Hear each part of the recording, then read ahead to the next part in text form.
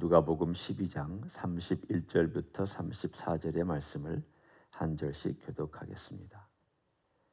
다만 너희는 그의 나라를 구하라. 그리하면 이런 것들을 너희에게 더하시리라. 적은 무리여 무서워 말라. 너희 아버지께서 그 나라를 너희에게 주시기를 기뻐하시느니라. 너희 소유를 팔아 구제하여 낡아지지 아니하는 배낭을 만들라. 곧 하늘에 둔 바 다함이 없는 보물이니 거기는 도둑도 가까이 하는 일이 없고 좀도 먹는 일이 없느니라.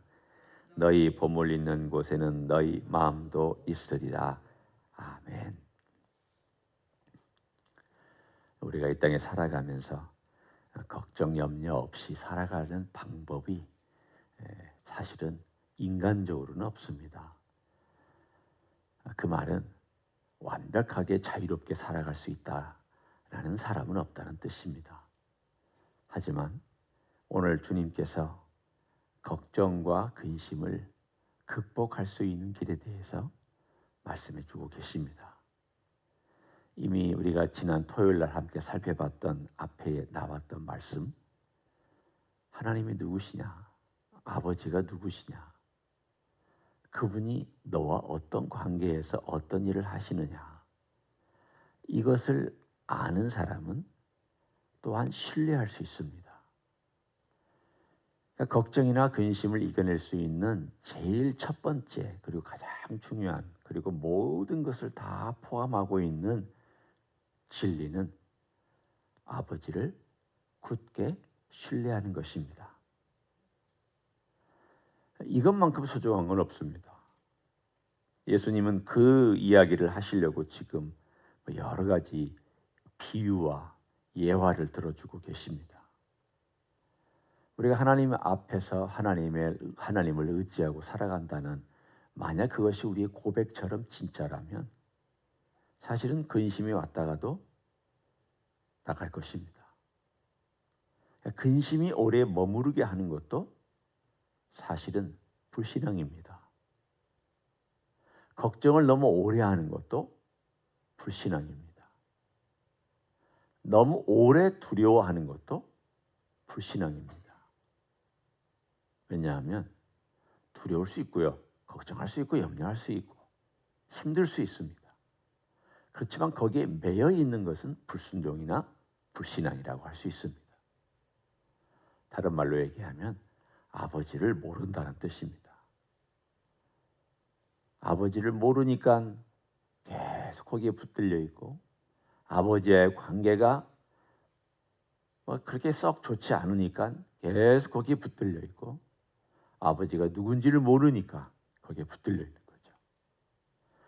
그런 의미에서 어제 지난 토요일 날 봤던 이 본문의 이야기, 앞에 있는 본문의 이야기가 조금 수동적이고 묵상적이고, 또 가만히 앉아서 아버지가 누군지를 생각하고 그 아버지께로 마음에 집중하는 어떤 내면적인 것이라면, 오늘의 본문은 어떤 의미로 보면 그것도 포함되어 있지만 능동적이고 외적인 것이며, 또한 행동이 강조되어 있는 그러한 메시지를 하고 있습니다. 다른 말로 얘기하면 동전의 앞면과 뒷면이라 할 수도 있고요, 또는 밖과 안, 내 삶의 밖과 내 삶의 안의 문제를 다뤄주고 있는 것이라 할 수 있습니다. 그럼 우리는 걱정 대신에 뭘 해야 되느냐? 오늘 본문에 있는 것처럼 31절에 주님께서 굉장히 적극적이고 능동적인 메시지를 주셨습니다. 다만 너희는 그의 나라를 구하라. 다만 너희는 그의 나라를 구하라. 그의 나라가 누구 나라인데요? 아버지의 나라죠. 아버지의 나라는 누구의 나라입니까? 예수님의 나라입니다. 그러면 예수님의 나라를 구한다는 것은 뭘 의미합니까? 여기서 나라를 구한다는 것은 그 나라의 주인에 대한 초점이 맞춰져 있습니다. 단순히 나라 그러면 어떤 영토나 국민을 의미하는 것이 아니라, 여기서는 이 나라를 다스리고 있는 분이 누구냐, 그리고 그분이 어디에 초점을 맞추고 있고 어떤 가치를 소중히 여기고 어떤 기준으로 나라를 다스리느냐, 이게 중요하잖아요. 결국은 그 나라의 주인이 대단히 중요합니다. 미국은 미국의 성격이 있고 대한민국은 대한민국의 성격이 있고 각자의 나라의 성격이 있는 것처럼 그 주권을 가진 그 특징이 뭐냐? 하나님의 나라는 하나님이 어떤 분이냐, 예수님이 어떤 분이냐, 이게 굉장히 중요합니다. 그러면 오늘 이 말씀은 우리 주님께서, 예수님께서 하나님의 아버지의 나라 이렇게 말씀하셨지만 마태복음 28장에 보면은 주님께서 또한 이렇게 말씀하셨습니다. 모든 권세, 하늘과 땅의 모든 권세를 내게 주셨다. 그 말은 모든 나라의 권세와 모든 나라의 통치가 예수님에게 달려있다는 뜻입니다. 현재 그 모든 왕과 모든 주가 되시는 주 중의 주요, 왕 중의 왕이 되시는 분 누구냐? 예수 그리스도 그분입니다. 따라서 그분을 구한다는 게 뭘까를 한번 생각해 보기를 원합니다. 여러 가지가 있겠죠. 그분이 내 삶과 이 교회와 내 가정의 왕과 주인으로서 그분 모든 통치 영역을 인정하고 받아들이느냐, 이 질문입니다. 그러면 조금 이제 구체적으로 되기 시작하죠. 내 삶의 모든 영역 속에서 예수님이 왕, 다스리셔야 된다. 근데 우리는 잘 안 내놓잖아요. 잘 안 내놓은 것 우리가 늘 얘기하지만 성질 잘 안 내놓잖아요. 성질 내가 부리고 싶을 때는 막 부리잖아요. 주님이 왕인데 왕 앞에서 성질 부리면 어떻게 되겠습니까? 대답 좀 해보세요. 왕 앞에서 성질 부리면 어떻게 되죠? 네, 죽습니다. 참수당합니다. 끝입니다. 근데 우리는 겁도 없이 성질 부리잖아요. 주님께 막 화를 낸다는 그런 뜻은 아니에요. 주님이 앞에 계신데도 불구하고 예를 들면 제 아내에게 막 화를 내고 제 옆에 있는 사람에게 막 화를 내고 그러고 있으면 주님이 뻔히 보고 계시는데 왕이신데 내 모든 통치형을 다 다스린다고 말하고 있으면서도 내가 하고 싶은 대로 다 한다. 감정 다 낸다. 성질 다 부린다. 내가 먹고 싶은 거 다 먹는다. 내가 소유하고 싶은 거 다 소유한다. 그러면 주님 보실 때 쟤는 말은 나를 왕이라고 부르면서 삶은 나를 왕 취급을 하나도 안 하고 있구나. 그러면 다만 너희는 그의 나라를 구하라. 이 말이 위배가 되는 거죠. 반대가 되는 것이죠. 그래서 이 말은 대단히 적극적이고 능동적인 명령입니다. 지금 네 삶에서 아직 나의 나라가 이루어지지 아니한 것이 뭐냐? 뭐냐? 너 거기에 내 나라가 있어야 된다. 물질 위에 내 나라가 있어야 된다. 시간 위에 내 나라가 있어야 된다. 재능 위에 내 나라가 있어야 된다. 너의 지금 가지고자 하는 어떤 목적이나 목표, 거기에 내 나라가 있어야 되고 내 통치가 있어야 되고 내가 다스려야 되도록 너는 그렇게 하고 있느냐? 그렇게 해라. 특별히 주님께서는 오늘 물질 문제 때문에 그 이야기를 다루고 계시지만 모든 영역이 다 사실은 그 원리가 적용이 됩니다. 사실 대표적으로 33절에 너희 소유를 팔아 구제하여 낡아지지 아니하는 배낭을 만들라 라고 말씀하신 것은 지금 돈 문제가 나왔잖아요. 부자 청년이 와서 재산을 좀 우리 형하고 나누게 해달라고 하는 그 문제가 대두가 되잖아요. 그리고 제자들은 예수님을 따르느라고 소유를 늘릴 시간도 여유도 없고 가난했잖아요. 그러니까 가난하건 부하건 지금 이 사람들의 가장 현실적인 문제가 돈 문제였습니다. 먹고 사는 문제. 어떻게 내일을 또 지내는가? 가난하면 내일 어떻게 지내지? 부자면 내일 뭘 할까? 이 돈 가지고 어떤 사업을 할까? 내 이자가 많은 곳은 어딜까? 어떤 주식에 투자할까? 걱정하든 걱정하지 않든 하여튼 관심이 다 물질에 몰려있는 그 대표적인 예를 지금 주님께서 쭉 들고 계시면서 거기에 결론적으로 이런 말씀을 하십니다. 34절에 너희 보물이 있는 곳에 너희 마음도 있으리라. 네가 투자한 곳에 네 마음이 있다. 요즘으로 말하면 그 뜻입니다. 여러분 주식 투자 해보셨습니까? 그럴 돈도 없다고 그러실 것 같아요. 그렇지만 주식 투자하면은요, 하는 사람 정말 자기의 모든 것을 끌어다가 주식 투자한 사람, 그냥 좀 여윳돈 가지고 뭐 100불, 200불 가지고 심심풀이로 한 사람 말고 정말 자기의 많은 돈을 투자해서 주식을 투자한 사람은요, 거기에 목숨 걸고 지켜보고 매일 체크하고 마음이 거기 다 갑니다. 그것처럼 오늘 34절에 한번 보십시오. 너희 보물이 있는 곳에. 이 말은요, 첫 번째 이런 뜻입니다. 너의 물질을 투자한 곳에 너의 마음이 있다. 너 물질을 보물로 알지 않냐? 너 그것 때문에 먹어야 되고 입어야 되고 생활해야 되고 한다고 생각하니까 너 보물로 여기지 않느냐?